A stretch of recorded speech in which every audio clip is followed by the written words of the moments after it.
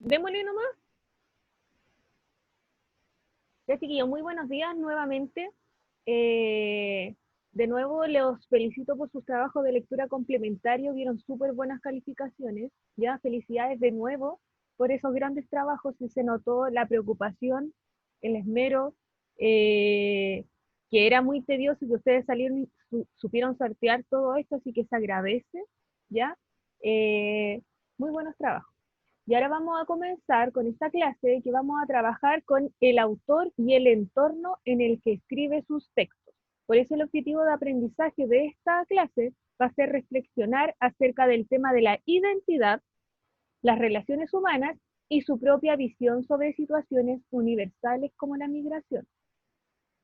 Ya por eso es importante que vayamos dando cuenta, ustedes mismos también cuando hicieron su trabajo de Drive My Life, uh, siempre se les pide en su pauta que ustedes averigüen sobre esta biografía del autor, para que nos demos cuenta cuán grande, cuál es la importancia de esa, por qué es tan importante conocer en qué año nació el autor, qué sucesos estaban sucediendo mediante él estaba realizando esta novela, qué quería demostrar, por ejemplo. Por eso es tan importante, vamos a ver cuál es la importancia de esto. Y recuerden que ya ahora ya de esta clase vamos a empezar a trabajar con autores latinoamericanos, porque la idea es que empecemos a analizar textos que trabajen en torno al boom latinoamericano, ¿ya? Eh, por eso vamos a comenzar y vamos a partir reflexionando. Si ustedes conocen alguna obra de autores latinoamericanos, ¿y cuál sería? Por favor, para que me digan, den el audio y me digan alguna, un ejemplo, o me escriban en el chat. Los espero. ¿Alguna obra de autores latinoamericanos? Novela, un cuento. Cien años de soledad, me dice Aileen, bien. Excelente, es de Gabriel García Márquez, colombiano. Y él sí que es un autor del boom latinoamericano. ¿Algún otro más?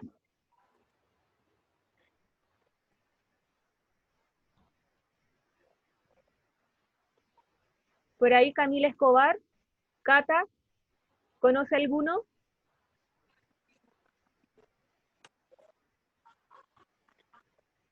Daniel, obvio que los chilenos cuentan. Cualquier autor latinoamericano.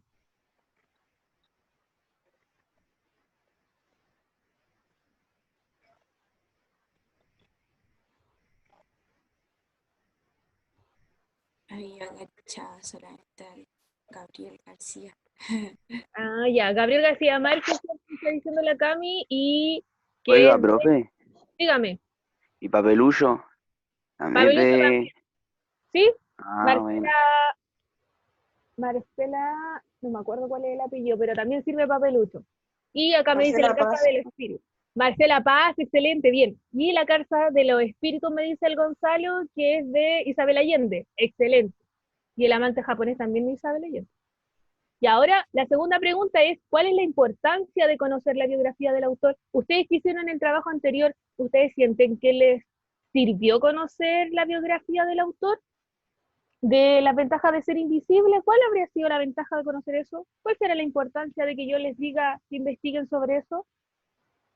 Que te da más detalles sobre la historia te relaciona más con el autor, de cómo se relaciona con el libro igual, y se le da más profundidad. Excelente. Por ejemplo, varios de ustedes me mencionaron que el autor de la ventaja de ser invisible se había inspirado y le gustaba mucho el libro que se llama El guardián entre el centeno, que también habla sobre temática adolescente, de un chico que se escapa de la casa y que este se lo dimos a leer a primero medio. Entonces, hasta entre el guardián entre el centeno, personas que lo leyeron, también eran asesinos. Fue tan fuerte lo que él transmitió que lo vemos verificado en la ventaja de ser invisible, personas que asesinaron a personas. Y ahí me dice Carla Vidal, nos ayuda a entender un poco más el libro, excelente.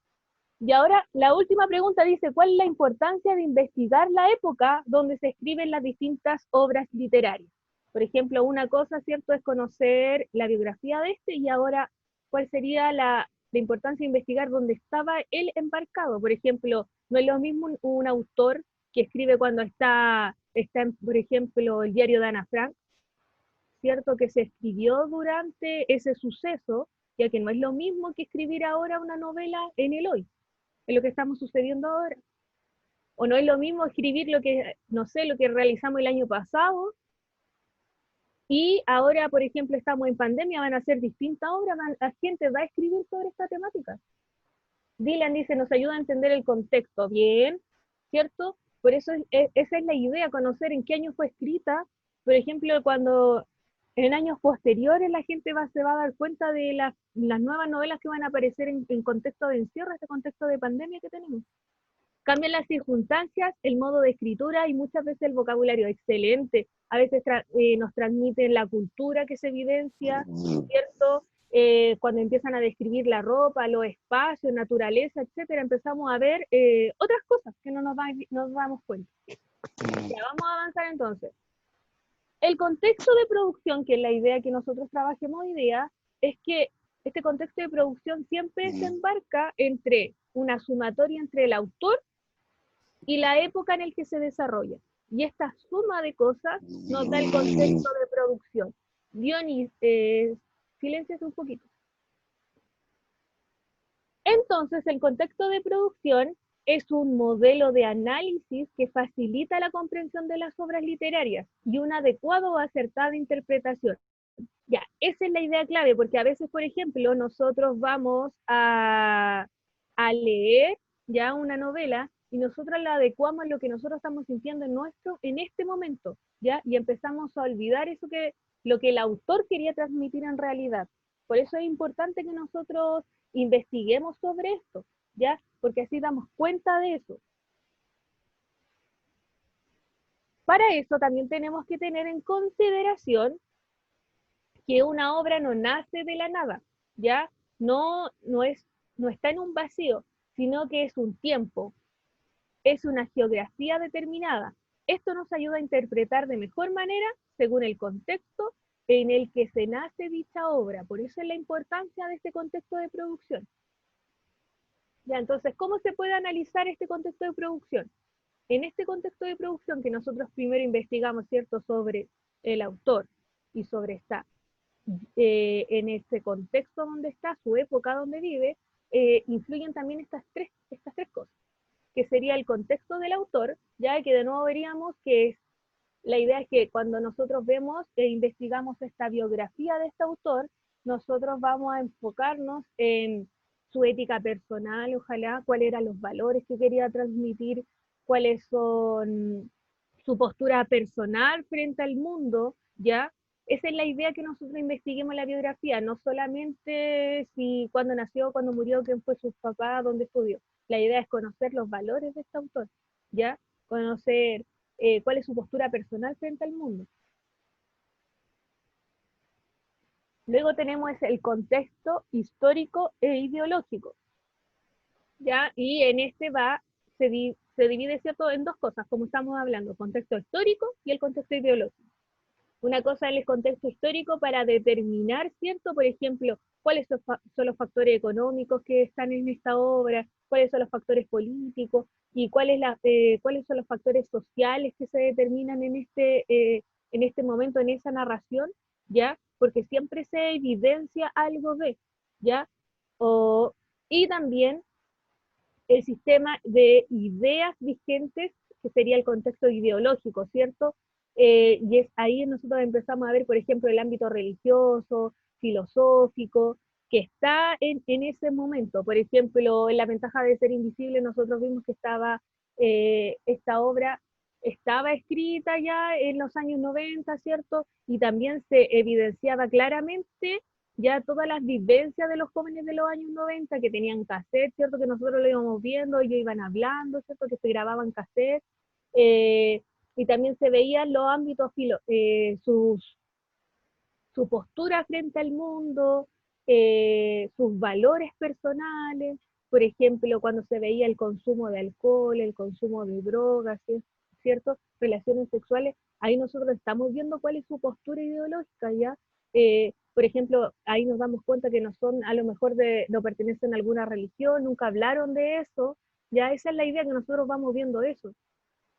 Y finalmente tenemos el contexto estético, ¿ya? Que sería más bien las ideas centrales o tópicos. Por ejemplo, las ideas centrales de esta novela que nosotros vimos de La ventaja de ser invisible trataba de una novela adolescente, ¿cierto? Que esos eran los tópicos que se trataban. Y de ahí mismo se desenmarañaban los demás, como novela adolescente, problemas que desembarcan en ellos, por ejemplo, el alcohol, lo que habíamos hablado, ¿cierto? Consumo de droga, etcétera, las problemáticas que ustedes se ven enfrascados. Y también se ve el periodo literario en que se escribe, por ejemplo, si existe algún movimiento literario que está en esa época.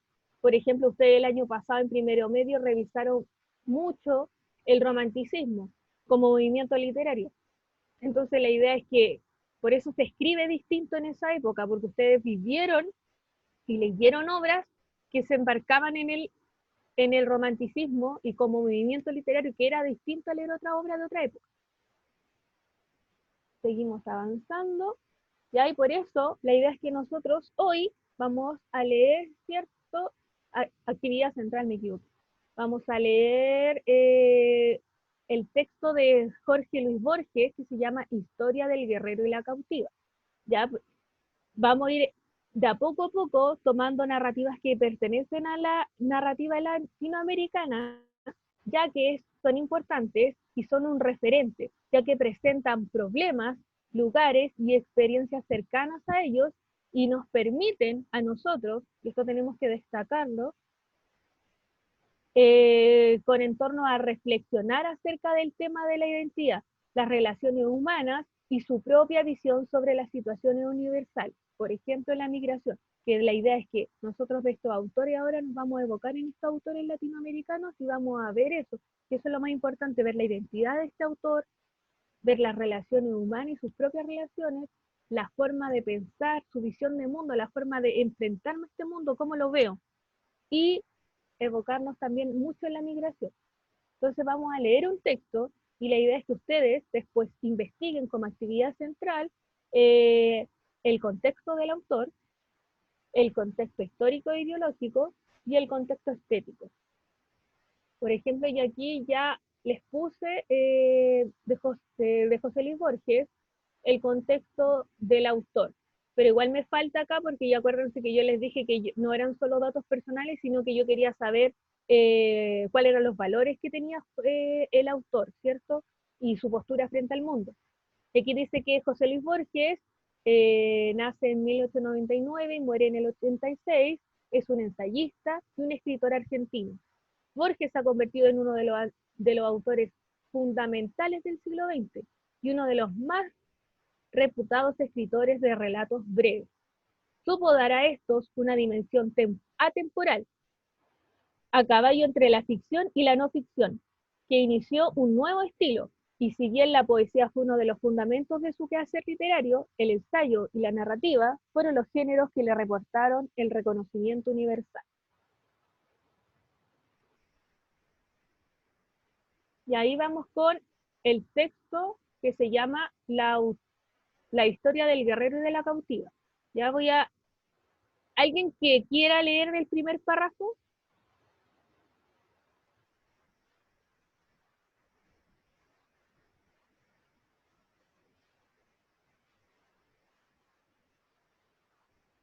¿Alguno de ustedes? ¿Arad? Bueno, Excelente, dele. ya, pero espera un poquito. Ah, que no veo nada.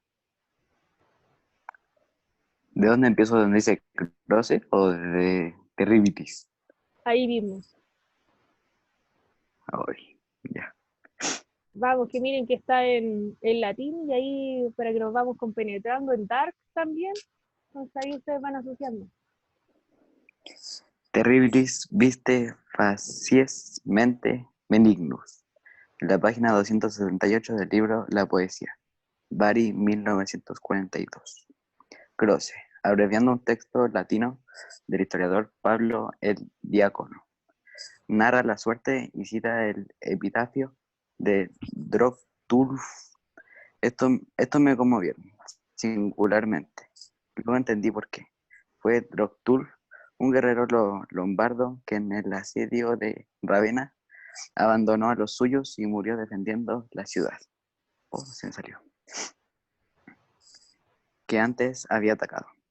Los ravenes le dieron sepultura en un templo y compusieron un epitafio en el que manifestaron su gratitud. Contesip caros, dum no amat ile parentes. Y el peculiar contraste que se advertía entre la figura atroz de aquel bárbaro y su simplicidad y bondad.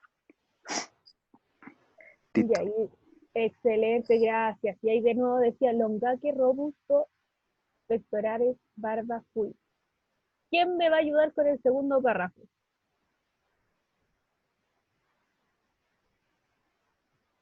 O digo el nombre.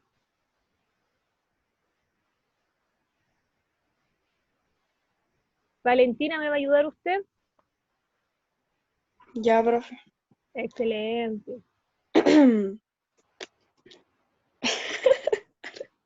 Ya. Tal es la historia del destino de Droftul, bárbaro que murió defendiendo a Roma, o tal es el fragmento de su historia que pudo rescatar Pablo el Diácono. Ni siquiera sé en qué tiempo ocurrió. Si al promediar el siglo vi cuando los longobardos desolaron las llanuras de Italia. Si en el siglo VIII, antes de la rendición de Ravenna, imaginemos, este no es un trabajo histórico. Lo primero, imaginemos, subespecie Aeternitatis o Droftul, no al individuo Droftul, que sin duda fue único e insondable. Todos los individuos lo son, sino al tipo genérico que de él y de otros muchos como él ha hecho la tradición, que es obra del olvido y de la memoria. ¿Hasta ahí, profe, o sigo? Siga, pues a todo el párrafo. A través de una oscura geografía de selvas y ciénagas. Las guerras lo trajeron a Italia, desde las márgenes del Danubio y del Elba. Y tal vez no sabía que iba al Estir, y tal vez no sabía que guerreaba contra el hombre romano. Quizá profesaba el arrianismo, que mantiene que la gloria del Hijo es reflejo de la gloria del Padre. Pero más congruente es imaginarlo devoto de la tierra, de Erta, cuyo ídolo tapado iba en cabaña, en un carro tirado por vacas, o de los dioses de la guerra y de trueno, que eran torpes figuras de madera, envueltas en ropa y tejida y encargadas de monedas y ajorcas. Venía de las selvas inextricables, del jabalí y del uno. ¿Del uro qué dice ahí? No, en el caso del... Sí, uno. Ah, ya. Era blanco, animoso, inocente, cruel, leal a su capitán y a su tribu, no al universo. Excelente, muchas gracias. Sí. Ya vamos. ¿Quién me va a ayudar con el otro?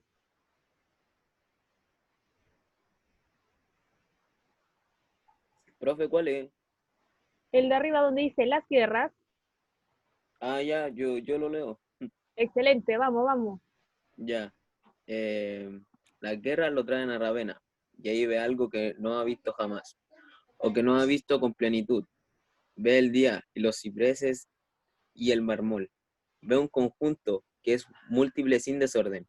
Ve una ciudad, un organismo hecho de estatuas, de templos, de jardines, de habitaciones, de gradas, de jarrones, de capiteles, de espacios regulares y abiertos. Ninguna de esas fábricas, lo sé, lo impresiona por bella. Lo tocan como ahora nos tocaría una maquinaria compleja, cuyo fin ignoramos, pero en cuyo diseño se adivinará una inteligencia inmortal. Quizá le basta ver un solo arco, con una incomprensible inscripción en eternas letras romanas. Bruscamente lo ciega y lo renueva esa revelación. La ciudad sabe que en ella será un perro o un niño y que no empezará siquiera a entenderla, pero sabe también que ella vale más que sus dioses y que la fe jurada, y que todas las cienagas de Alemania, Troftkulk abandonaba a los suyos y peleaba por Ravenna. Muere en la sepultura, graban palabras que él no hubiera entendido. Muchas gracias, Víctor. Oye, estoy en claro, ¿quién se calla? Gracias, gracias. Dice, contempis, caros dum, nos amat ilie parentes. Han, patrian reputant, esse, Ravenna cham. ¿Y a quién me va a ayudar con el siguiente párrafo? ¿Quién de los Dígale a la presentes? Carla, profe. Carla me va a ayudar. La Carlita Vidal. Ella lee. Ya, Carlita, dele, que el párrafo es cortito. Es cortito, Carla, dele. Ya, profe, yo lo leo, pero si aparece una palabra difícil, yo me voy a trabar. Se lo digo. Todos nos trabamos con las palabras difíciles. Ya. No fue un traidor. Los traidores no suelen inspirar epitafios piadosos. Fue un iluminado, un converso. Al cabo de unas cuantas generaciones, los longobardos que culparon al tránsfuga procedieron como él. Se hicieron italianos, lombardos y acaso algunos pies de su sangre. Aldiger pudo engendrar a quienes engendraron a Alighieri, Alighieri, ¿qué? ¿Sí? Muchas conjeturas cabe explicar al acto de Droctulf. La mía es la más económica. Si no es verdadera como hecho, lo será como símbolo. Excelente, Carla. ¿Quién sigue con el otro que es cortito igual?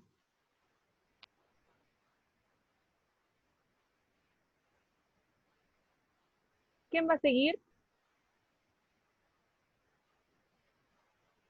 Sarai, ¿me va a ayudar usted?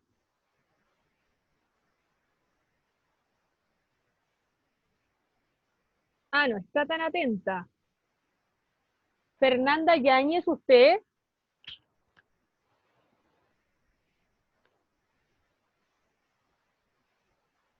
Benjamín.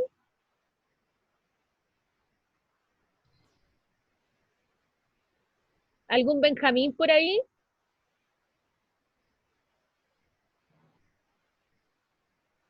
Ya, chiquillo, voy a leer yo ese que viene ahí, pero después les toca a ustedes. Sí o sí.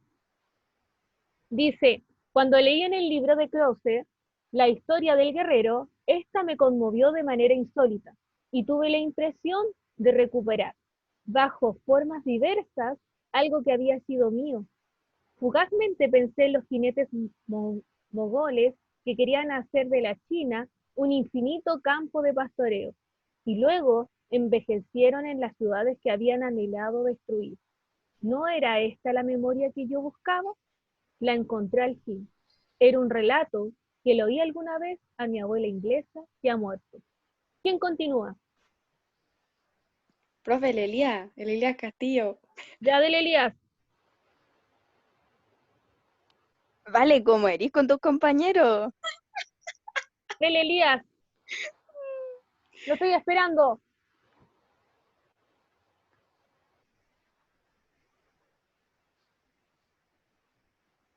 Elías. No, profe, una vergüenza. Una vergüenza mi curso, de verdad. Sí, así estoy viendo. Se fue. Ya, dele otro. Miguel. Miguel está despierto. Isaí por ahí. El Daniel Aguirre, profe. Estoy esperando al Daniel o el Isaí. Ya, profe, el profe Pato nomás. Que lea.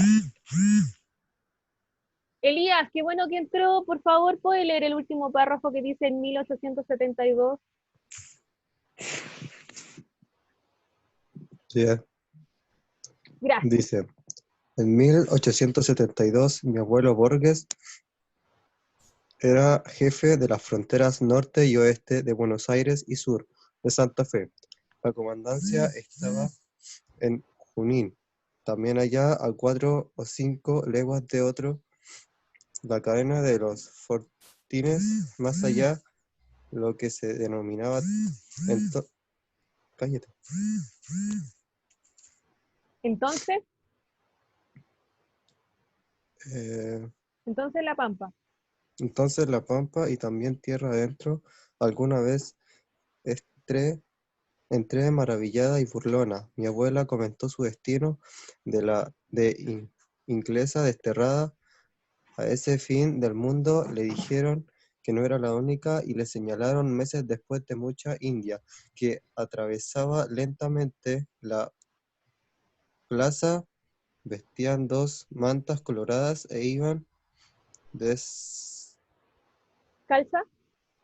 descalzas, crenchas, eran rubias. Un soldado le dijo que otra inglesa quería hablar con ella. Eh, La mujer.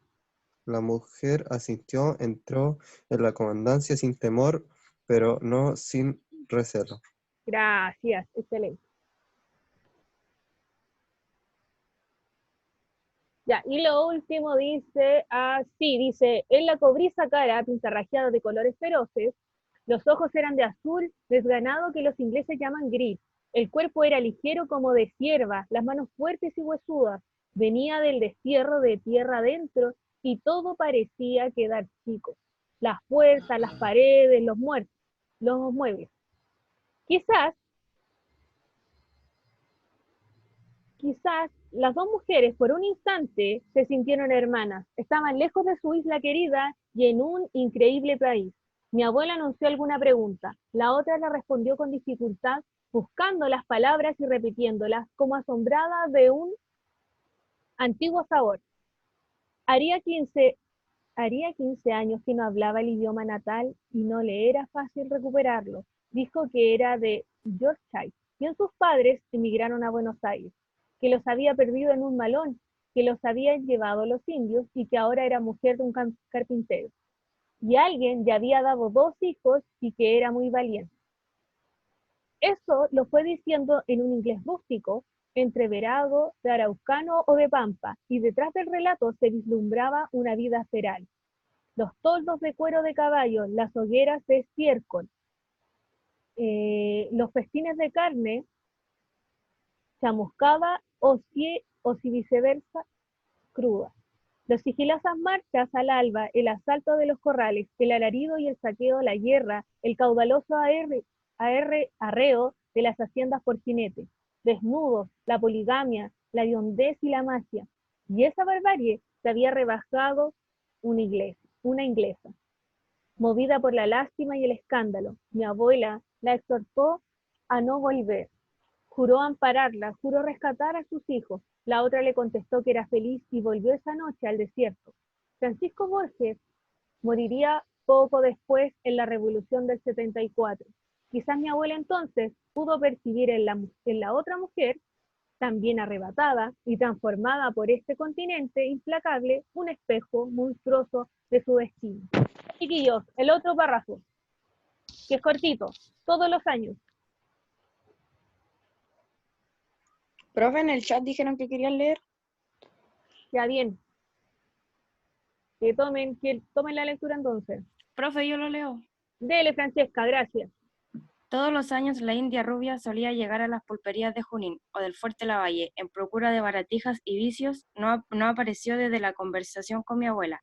Sin embargo, se vieron otra vez. Mi abuela había salido a cazar en un rancho cerca de Los Bañados. Un hombre degollaba una oveja. Como en un sueño, pasó a la India a caballo, se tiró al suelo y bebió la sangre caliente. No sé si lo hizo porque ya no podía obrar tic otro modo o como un desafío y un signo. ¿El siguiente párrafo alguien más o quiere usted, Francesca? Ya yo lo sigo. Excelente. 1300 años y el mar median entre el destino de la cautiva y el destino de Dropchul. Los dos ahora son igualmente irrecuperables. La figura del bárbaro que abraza la causa de Ravenna, la figura de la mujer europea que opta por el desierto, pueden parecer antagónicos. Sin embargo, a los dos les arrebató un ímpetu secreto, un ímpetu más hondo que la razón, y los dos atacaron a ese ímpetu que no hubieran sabido justificar.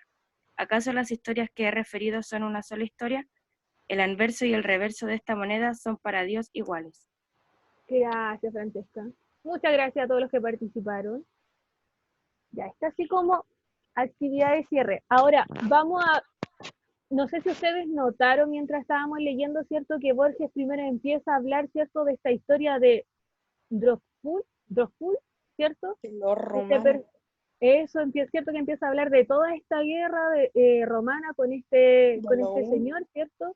Sí, habla y da muchos ejemplos de guerreros de la historia, y en realidad más que guerrero era como, empezaba a hablar sobre personas que habían migrado, personas que habían estado en distintos sucesos, y ahí empieza él también a situarlo más a su forma, porque empieza a hablar de su abuela, ¿cierto? Que su abuela era inglesa y que llega a Argentina, que queda sola, sin sus padres, ¿cierto? Y se topa también con una indígena que también está en la misma situación, está sola.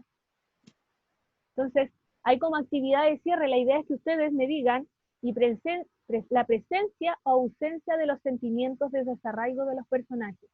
¿Había sentimientos de desarraigo de los personajes? Profe, yo creo que se refería a las guerras igual en algunas partes, porque hablaba de las guerras.